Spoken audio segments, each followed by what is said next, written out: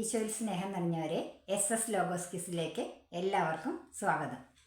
ഇന്ന് നമ്മൾ പഠിക്കാൻ പോകുന്നത് ലൂക്കായുടെ സുവിശേഷം 12-ാം അധ്യായത്തിലെ ചോദ്യോത്തരങ്ങളുടെ സെക്കൻഡ് പാർട്ടാണ്. നമുക്ക് നോക്കാം. ഒന്നാമത്തെ ചോദ്യം, ദൈവപരിപാലനയിൽ ആശ്രയം എന്നത് ലൂക്കായുടെ സുവിശേഷം 12-ാം അധ്യായത്തിലെ എത്രാമത്തെ ശീർഷകമാണ്? ഉത്തരം 3-ാമത്തെ ശീർഷകം. 2. 12:22 എന്തിനെപ്പറ്റി നിങ്ങൾ ആകുലരാകേണ്ട എന്നാണ് യേശു ശിഷ്യരോട് അരുളി ചെയ്തത്? ഉത്തരം എന്തു ഭക്ഷിക്കും എന്ന് ജീവനെ പറ്റിയോ എന്ത് ധരിക്കും എന്ന് ശരീരത്തെ പറ്റിയോ നിങ്ങൾ ആകുലരാകേണ്ട. 3-ാമത്തെ ചോദ്യം, 12-ാം അധ്യായം 23-ാം വാക്യപ്രകാരം ഭക്ഷണത്തിന് ഉപരിയായിട്ടുള്ളത് എന്താണ്? ഉത്തരം ജീവൻ. 4. വസ്ത്രത്തിന് ഉപരിയായിട്ടുള്ളത് എന്താണ്? ഉത്തരം ശരീരം. 5. ജീവനെ പറ്റി ശിഷ്യന്മാർ ആകുലപ്പെടുന്നത് എന്ത്? ഉത്തരം എന്ത് ഭക്ഷിക്കും എന്ന്. 6. ശരീരത്തെ പറ്റി ശിഷ്യന്മാർ എന്താണ് ആകുലപ്പെടുന്നത്? ഉത്തരം എന്ത് ധരിക്കും എന്നതിനെ പറ്റി. 7. കാക്കകൾ എന്തു ചെയ്യുന്നില്ല എന്നാണ് യേശു 12:24 പറയുന്നത്? ഉത്തരം അവ വിതയ്ക്കുന്നില്ല, കൊയ്യുന്നില്ല. 8. 12:24 പ്രകാരം കാക്കകൾക്ക് എന്താണ് ഇല്ലാത്തത്? ഉത്തരം അവയ്ക്ക് കലവറയോ കളപ്പുരയോ ഇല്ല. 9. കലവറയോ കളപ്പുരയോ ഇല്ലാത്ത കാക്കകളെ പോറ്റുന്നത് ആരാണ്? ഉത്തരം ദൈവം. 10. പക്ഷികളെക്കാൾ എത്രയോ വിലപ്പെട്ടവരാണ് നിങ്ങൾ. ഇവിടെ പറയുന്ന നിങ്ങൾ ആരാണ്? ഉത്തരം ശിഷ്യർ. 11. ആകുലരാകുന്നതുകൊണ്ട് ഡാഷ് ഒരു മുഴം കൂടി നീട്ടാൻ നിങ്ങളിൽ ആർക്ക് സാധിക്കും? 12:25 പ്രകാരം പൂരിപ്പിക്കുക. ഉത്തരം ആയുസ്സിൻ്റെ ദൈർഘ്യം. ആകുലരാകുന്നതുകൊണ്ട് ആയുസ്സിൻ്റെ ദൈർഘ്യം ഒരു മുഴം കൂടി നീട്ടാൻ നിങ്ങളിൽ ആർക്ക് സാധിക്കും? 12. ഏറ്റവും നിസ്സാരമായ ഇതുപോലും ചെയ്യാൻ നിങ്ങൾക്ക് കഴിവില്ലെങ്കിൽ മറ്റുള്ളവരെ പറ്റി ആകുലരാകുന്നത് എന്തിന്? ഇവിടെ പറയുന്ന നിസ്സാര കാര്യം എന്ത്? ഉത്തരം ആയുസ്സിൻ്റെ ദൈർഘ്യം ഒരു മുഴം കൂടി നീട്ടുന്നത്. 13. അവ നൂൽ നൂൽക്കുകയോ വസ്ത്രം നെയ്യുകയോ ചെയ്യുന്നില്ലല്ലോ. 12:27 യേശു എന്തിനെക്കുറിച്ചാണ് ഇത് പറയുന്നത്? ഉത്തരം ലില്ലികളെക്കുറിച്ച്. 14. സോളമൻ പോലും അവൻ്റെ സർവമഹത്വത്തിലും എന്തിനെപ്പോലെ അലങ്കൃതനായിരുന്നില്ല എന്നാണ് 12:27 പറയുന്നത്? ഉത്തരം ലില്ലികളെ പോലെ. 15. സർവമഹത്വത്തിലും ലില്ലികളെ പോലെ അലങ്കൃതനായിരുന്നില്ല എന്ന് 12:27 ആരെക്കുറിച്ചാണ് യേശു പറഞ്ഞത്? ഉത്തരം സോളമനെക്കുറിച്ച്. 16. ലൂക്ക 12:27 സമാനമായ വചനഭാഗം ഏത്? ഉത്തരം 1 രാജാക്കന്മാർ 10-ാം അധ്യായം 1 മുതൽ 10 വരെയുള്ള വാക്യം. 17. 12:28 പ്രകാരം ഇന്നുള്ളതും നാളെ തീയിൽ എറിയപ്പെടുന്നതുമായ വസ്തു എന്ത്? ഉത്തരം വയലിലെ പുല്ലുകൾ. 18. ഇന്നുള്ളതും നാളെ തീയിൽ എറിയപ്പെടുന്നതുമായ വയലിലെ പുല്ലിനെ അണിയിക്കുന്നത് ആര്? ഉത്തരം ദൈവം. 19 ലൂക്ക 12:28 അല്പവിശ്വാസികളെ എന്ന് അഭിസംബോധന ചെയ്യുന്നത് ആരെയാണ്? ഉത്തരം ശിഷ്യന്മാരെ. 20 ഇന്നുള്ളതും നാളെ തീയിൽ എറിയപ്പെടുന്നതുമായ വയലിലെ പുല്ലിനെ ദൈവം ഇത്രമാത്രം അണിയിക്കുന്നെങ്കിൽ അല്പവിശ്വാസികളെ നിങ്ങളെ എത്രയധികം അണിയിക്കുകയില്ല. 12:28 പ്രകാരം ഇത് ആരോട് പറഞ്ഞതാണ്? ഉത്തരം യേശു ശിഷ്യന്മാരോട് പറഞ്ഞത്.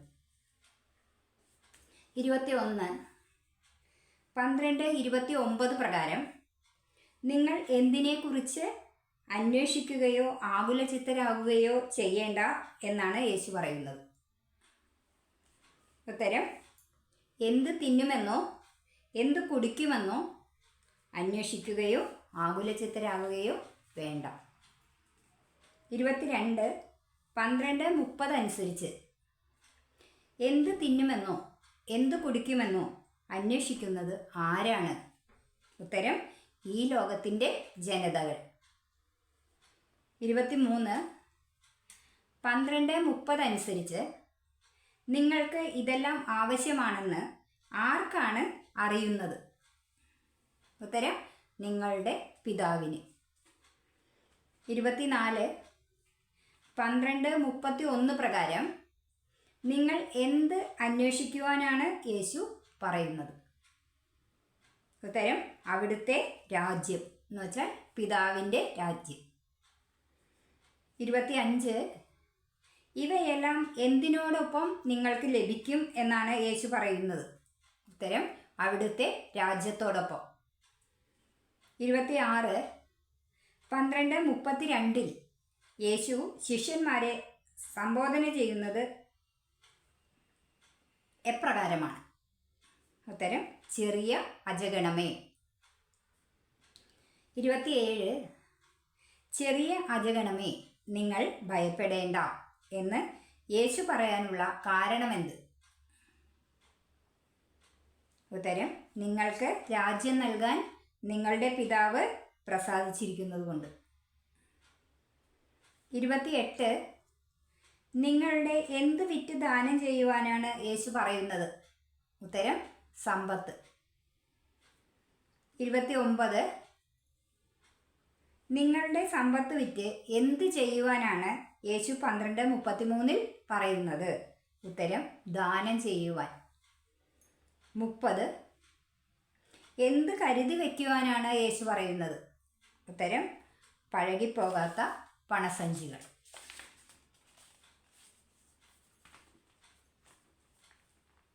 31 എങ്ങനെയുള്ള പണസഞ്ചികൾ കരുതി വയ്ക്കുവാനാണ് യേശു പറയുന്നത്? ഉത്തരം പഴകിപ്പോകാത്ത പണസഞ്ചികൾ. 32 ഒടുങ്ങാത്ത നിക്ഷേപം എവിടെ സംഭരിച്ച് വയ്ക്കുവാനാണ് 12:33 യേശു പറയുന്നത്? ഉത്തരം സ്വർഗത്തിൽ.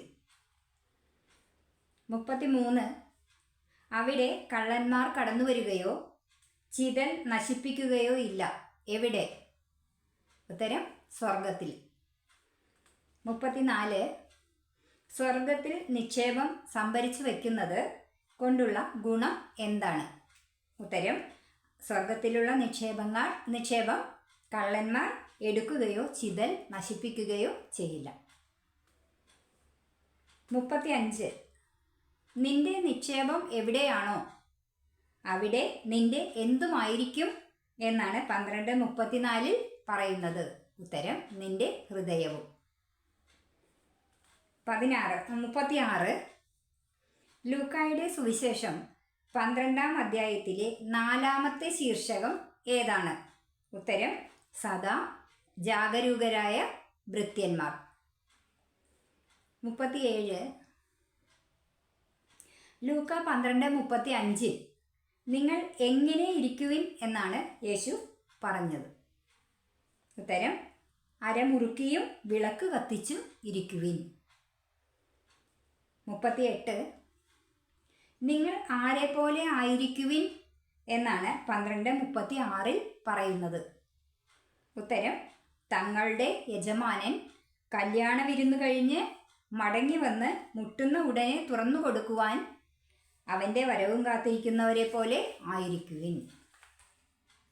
39. കല്യാണ വിരുന്ന് കഴിഞ്ഞ് മടങ്ങി വരുന്നത് ആരാണ്? ഉത്തരം തങ്ങളുടെ യജമാനൻ. 40. എന്തിനു വേണ്ടിയാണ് യജമാനൻ്റെ വരവ് കാത്തിരിക്കുന്നത്? ഉത്തരം മുട്ടുന്ന ഉടനെ തുറന്ന് കൊടുക്കുന്നതിനു വേണ്ടി. 41. യജമാനൻ വരുമ്പോൾ ഉണർന്നിരിക്കുന്നവരായി കാണുന്ന ആരാണ് ഭാഗ്യവാന്മാർ എന്ന് 12:37 പറയുന്നത്? ഉത്തരം ഭൃത്യന്മാർ. 42. യജമാനൻ ആരെയാണ് ഭക്ഷണത്തിനിരുത്തുകയും അടുത്ത് ചെന്ന് പരിചരിക്കുകയും ചെയ്യുന്നത്? ഉത്തരം യജമാനൻ വരുമ്പോൾ ഉണർന്നിരിക്കുന്നതായി കാണപ്പെടുന്നവരെ. 43. എങ്ങനെയുള്ള ഭൃത്യന്മാരാണ് ഭാഗ്യവാന്മാർ എന്ന് 12:38 പറയുന്നത്? ഉത്തരം യജമാനൻ രാത്രിയുടെ 2-ാം യാമത്തിലോ 3-ാം യാമത്തിലോ വന്നാലും ഒരുക്കമുള്ളവരായിരിക്കുന്ന ഭൃത്യന്മാർ ഭാഗ്യവാന്മാർ. 44. കള്ളൻ ഏത് മണിക്കൂറിൽ വരുമെന്ന് ഗൃഹനായകൻ അറിഞ്ഞിരുന്നെങ്കിൽ എന്ത് അനുവദിക്കപ്പെടുമായിരുന്നില്ല എന്നാണ് 12:39 പറയുന്നത്? ഉത്തരം തൻ്റെ വീട് കുത്തി തുറക്കാൻ അനുവദിക്കുമായിരുന്നില്ല. 45. മനുഷ്യപുത്രൻ വരുന്നത് എപ്പോഴാണെന്നാണ് 12:40 പറയുന്നത്? ഉത്തരം പ്രതീക്ഷിക്കാത്ത മണിക്കൂറിൽ.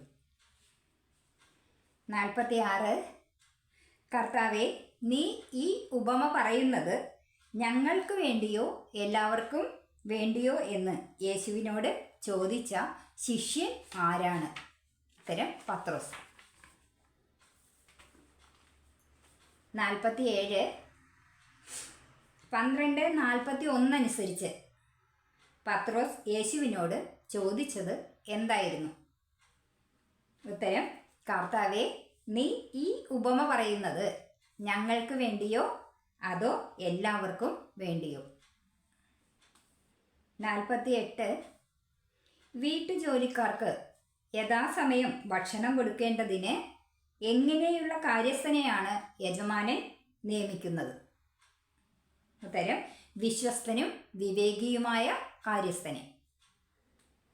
49. വിശ്വസ്തനും വിവേകിയുമായ കാര്യസ്ഥനെ യജമാനൻ നിയമിക്കുന്നത് എന്തിനു വേണ്ടിയാണ്? ഉത്തരം വീട്ടുജോലിക്കാർക്ക് യഥാസമയം ഭക്ഷണം കൊടുക്കേണ്ടതിന്. 50. എങ്ങനെയുള്ള ഭൃത്യനാണ് ഭാഗ്യവാൻ എന്ന് യേശു 12:43 പറയുന്നത്? ഉത്തരം യജമാനൻ വരുമ്പോൾ ജോലിയിൽ വ്യാപൃതനായി കാണപ്പെടുന്ന ഭൃത്യൻ. 51. 12:44 അനുസരിച്ച് ജോലിയിൽ വ്യാപൃതനായിരിക്കുന്ന ഭൃത്യനെ കാണുമ്പോൾ യജമാനൻ എന്താണ് ചെയ്യുന്നത്? ഉത്തരം യജമാനൻ തൻ്റെ സകല സ്വത്തുക്കളുടെയും മേൽ അവനെ നിയമിക്കും. 52. 12:45 പ്രകാരം ആ ഭൃത്യൻ തൻ്റെ യജമാനൻ വരാൻ വൈകും എന്ന് കരുതി ആരെ അടിക്കാനും തിന്നുകുടിച്ച് ഉന്മത്തനാകാനും തുടങ്ങിയാൽ എന്നാണ് പറയുന്നത്? ഉത്തരം യജമാനൻ്റെ ദാസന്മാരെയും ദാസിമാരെയും. 53. 12:46 അനുസരിച്ച് എപ്പോഴാണ് യജമാനൻ വരുന്നത്? ഉത്തരം പ്രതീക്ഷിക്കാത്ത ദിവസത്തിലും അറിയാത്ത മണിക്കൂറിലും. 54. പ്രതീക്ഷിക്കാത്ത ദിവസത്തിലും അറിയാത്ത മണിക്കൂറിലും വരുന്ന യജമാനൻ തിന്നുകുടിച്ച് ഉന്മത്തനായി നിൽക്കുന്ന ഭൃത്യനെ കാണുമ്പോൾ എന്തു ചെയ്യും? ഉത്തരം അവനെ ശിക്ഷിച്ച് അവൻ്റെ പങ്ക് അവിശ്വാസികളോടുകൂടെ ആക്കും. 55. യജമാനൻ്റെ ഹിതം അറിഞ്ഞിട്ടും അതനുസരിച്ച് പ്രവർത്തിക്കുകയോ അതിന് ഒരുങ്ങുകയോ ചെയ്യാത്ത ഭൃത്യന് എന്തു സംഭവിക്കും? ഉത്തരം അവൻ കഠിനമായി പ്രഹരിക്കപ്പെടും. 56. 12:47 എങ്ങനെയുള്ള ഭൃത്യനാണ് പ്രഹരിക്കപ്പെടും എന്ന് പറയുന്നത്? ഉത്തരം യജമാനന്റെ ഹിതം അറിഞ്ഞിട്ടും അതനുസരിച്ച് പ്രവർത്തിക്കുകയോ ഒരുങ്ങുകയോ ചെയ്യാത്ത ഭൃത്യൻ. 57. 12:48 പ്രകാരം ലഘുവായി പ്രഹരിക്കപ്പെടുന്നത് ആരാണ്? ഉത്തരം അറിയാതെ ശിക്ഷാർഹമായ തെറ്റ് ചെയ്യുന്നവൻ. 58. അധികം ആവശ്യപ്പെടുന്നത് ആരിൽ നിന്നാണ്? ഉത്തരം അധികം ലഭിച്ചവനിൽ നിന്ന്. 59. അധികം ചോദിക്കുന്നത് ആരോടാണ്? ഉത്തരം അധികം ഏൽപ്പിക്കപ്പെട്ടവനോട്. 60. ലൂക്കായുടെ സുവിശേഷം 12-ാം അധ്യായത്തിലെ 5-ാമത്തെ ശീർഷകം ഏതാണ്? ഉത്തരം സമാധാനമല്ല, ഭിന്നതകൾ. 61. 12:49 പ്രകാരം ഭൂമിയിൽ എന്തിനു വേണ്ടിയാണ് ഞാൻ വന്നിരിക്കുന്നത് എന്നാണ് യേശു പറയുന്നത്? ഉത്തരം ഭൂമിയിൽ തീയിടാൻ. 62. ഭൂമിയിൽ തീയിടാനാണ് ഞാൻ വന്നിരിക്കുന്നത്, അത് ഇതിനകം എന്ത് ചെയ്തിരുന്നെങ്കിൽ എന്നാണ് യേശു പറയുന്നത്? ഉത്തരം കത്തിജ്വലിച്ചിരുന്നെങ്കിൽ. 63. എനിക്ക് ഒരു ഡാഷ് സ്വീകരിക്കാനുണ്ട്, അത് നിവൃത്തിയാകുവോളം ഞാൻ എത്ര ഞെരുങ്ങുന്നു? 12:50 പ്രകാരം പൂരിപ്പിക്കുക. ഉത്തരം സ്നാനം. ഭൂമിയിൽ എനിക്ക് ഒരു സ്നാനം സ്വീകരിക്കാനുണ്ട്, അത് നിവൃത്തിയാകുവോളം ഞാൻ എത്ര ഞെരുങ്ങുന്നു? 64. ഭൂമിയിൽ എന്ത് നൽകുവാനല്ല ഞാൻ വന്നിരിക്കുന്നത് എന്നാണ് 12:51 പറയുന്നത്? ഉത്തരം സമാധാനം. 65. സമാധാനമല്ല പിന്നെ എന്ത് നൽകാനാണ് യേശു വന്നിരിക്കുന്നതെന്നാണ് 12:51 പറയുന്നത്? ഉത്തരം ഭിന്നത. 66. ഭിന്നിച്ചിരിക്കുന്ന എത്ര പേർ ഒരു വീട്ടിലുണ്ടായിരിക്കും എന്നാണ് 12:52 പറയുന്നത്? ഉത്തരം 5 പേർ. 67. ഒരു വീട്ടിലുള്ള 5 പേർ എപ്രകാരം ഭിന്നിച്ചിരിക്കും എന്നാണ് 12:52 പറയുന്നത്? ഉത്തരം 3 പേർ 2 പേർക്കെതിരെയും 2 പേർ 3 പേർക്കെതിരായും ഭിന്നിച്ചിടും. 68. പിതാവ് എതിരായാണ് ഭിന്നിക്കുന്നത്? ഉത്തരം പുത്രന് എതിരായി. 69. പുത്രൻ എതിരായാണ് ഭിന്നിക്കുന്നത്? പിതാവിനെതിരായി. 70. 12:53 അനുസരിച്ച് അമ്മയ്ക്കെതിരായി ഭിന്നിക്കുന്നത് ആരാണ്? മകൾ. 71. മകൾക്കെതിരായി ഭിന്നിക്കുന്നത് ആരാണ്? ഉത്തരം അമ്മ. 71. അമ്മായിയമ്മയ്ക്കെതിരായി ഭിന്നിക്കുന്നത് ആരാണ്? മരുമകൾ. 72. മരുമകൾക്കെതിരായി ഭിന്നിക്കുന്നത് ആരാണ്? ഉത്തരം അമ്മായിയമ്മ. 73. ലൂക്കായുടെ സുവിശേഷം 12-ാം അധ്യായത്തിലെ അവസാനത്തെ ശീർഷകം ഏത്? ഉത്തരം കാലത്തിൻ്റെ അടയാളങ്ങൾ വിവേചിക്കുവിൻ. 74. 12:54 യേശു ആരോടാണ് സംസാരിക്കുന്നത്? ഉത്തരം ജനക്കൂട്ടത്തോട്. 75. ജനങ്ങൾ മഴ വരുന്നു എന്ന് പറയുന്നത് എപ്പോഴാണ്? ഉത്തരം പടിഞ്ഞാറ് മേഘം ഉയരുന്നത് കാണുമ്പോൾ. 76. പടിഞ്ഞാറ് മേഘം ഉയരുന്നത് കാണുമ്പോൾ മഴ വരുന്നു എന്ന് നിങ്ങൾ പറയുന്നു, തുടർന്ന് യേശു പറയുന്നത് എന്താണ്? ഉത്തരം അങ്ങനെ സംഭവിക്കുകയും ചെയ്യുന്നു. 77. അത്യുഷ്ണം ഉണ്ടാകും എന്ന് പറയുന്നത് എപ്പോഴാണ്? ഉത്തരം തെക്കൻ കാറ്റ് അടിക്കുമ്പോൾ. 78. തെക്കൻ കാറ്റ് അടിക്കുമ്പോൾ എന്തുണ്ടാകുമെന്നാണ് ജനങ്ങൾ പറയുന്നത്? ഉത്തരം അത്യുഷ്ണം ഉണ്ടാകുമെന്ന്. 79. 12:56 യേശു ജനക്കൂട്ടത്തെ സംബോധന ചെയ്യുന്നത് എപ്രകാരമാണ്? ഉത്തരം കപടനാട്യക്കാരെ. 80 കപടനാട്യക്കാരെ എന്തിൻ്റെയെല്ലാം ഭാവഭേദം വ്യാഖ്യാനിക്കാൻ നിങ്ങൾക്കറിയാം എന്നാണ് 12:56 യേശു പറയുന്നത്. ഉത്തരം ഭൂമിയുടെയും ആകാശത്തിൻ്റെയും ഭാവഭേദം വ്യാഖ്യാനിക്കാൻ. 81 എന്നാൽ എന്തു വ്യാഖ്യാനിക്കാനാണ് നിങ്ങൾക്ക് അറിയാത്തത് എന്നാണ് യേശു പറയുന്നത്? ഉത്തരം ഈ കാലത്തെ വ്യാഖ്യാനിക്കാൻ. 82 എന്ത് നിങ്ങൾ ചെയ്യുന്നില്ല എന്നാണ് യേശു 12:57 കുറ്റപ്പെടുത്തുന്നത്? ഉത്തരം നിങ്ങൾ ശരിയായി വിധിക്കുന്നില്ല.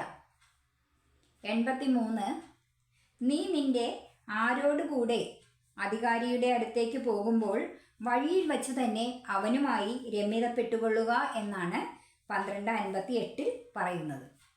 ശത്രുവിനോടുകൂടെ. 84 നീ നിന്റെ ശത്രുവിനോടുകൂടെ എവിടേക്ക് പോകുമ്പോൾ വഴിയിൽ വച്ച് തന്നെ അവനുമായി രമ്യതപ്പെടുക എന്നാണ് യേശു പറയുന്നത്? ഉത്തരം അധികാരിയുടെ അടുത്തേക്ക് പോകുമ്പോൾ. 85 നീ നിന്റെ ശത്രുവിനോടുകൂടെ അധികാരിയുടെ അടുത്തേക്ക് പോകുമ്പോൾ എവിടെ വെച്ച് അവനുമായി രമ്യതപ്പെടുക എന്നാണ് പറയുന്നത്? ഉത്തരം വഴിയിൽ വച്ച് തന്നെ. 86 നീ നിന്റെ ശത്രുവിനോടുകൂടെ അധികാരിയുടെ അടുത്തേക്ക് പോകുമ്പോൾ വഴിയിൽ വച്ച് തന്നെ അവനുമായി എന്ത് ചെയ്യപ്പെടുക എന്നാണ് പറയുന്നത്? ഉത്തരം രമ്യതപ്പെടുക. 87 രമ്യതപ്പെട്ടില്ലെങ്കിൽ അവൻ നിന്നെ എവിടേക്കാണ് കൊണ്ടുപോവുക? ഉത്തരം ന്യായാധിപൻ്റെ അടുത്തേക്ക്. 88 ന്യായാധിപൻ നിന്നെ എന്താണ് ചെയ്യുന്നത്? ഉത്തരം കാരാഗൃഹപാലകനെ ഏൽപ്പിക്കും. 89 കാരാഗൃഹപാലകൻ എന്താണ് ചെയ്യുക? ഉത്തരം നിന്നെ തടവിലാക്കും. 90 കാരാഗൃഹത്തിൽ നിന്ന് നീ എന്തു കൊടുക്കുന്നതുവരെ പുറത്തു വരികയില്ല എന്നാണ് 12:59 പറയുന്നത്? ഉത്തരം അവസാനത്തെ തുട്ടുവരെ കൊടുക്കാതെ. അവസാനത്തെ തുട്ടുവരെ കൊടുക്കാതെ കാരാഗൃഹത്തിൽ നിന്നും പുറത്തു വരികയില്ല എന്നാണ് പറയുന്നത്. ഇത്രയും ചോദ്യങ്ങളാണ് ലൂക്കായുടെ സുവിശേഷം 12-ാം അധ്യായത്തിൽ നിന്ന് നമുക്ക് പഠിക്കാനുള്ളത്. നല്ലവണ്ണം പഠിക്കാം. ഈ വീഡിയോ ആരെങ്കിലും സബ്സ്ക്രൈബ് ചെയ്യാതെ കാണുന്നുണ്ടെങ്കിൽ, ആദ്യമായി കാണുന്നുണ്ടെങ്കിൽ തീർച്ചയായും സബ്സ്ക്രൈബ് ചെയ്യണം, മറക്കരുത്. അടുത്ത വീഡിയോയിൽ നമുക്ക് വീണ്ടും കാണാം. Good bye.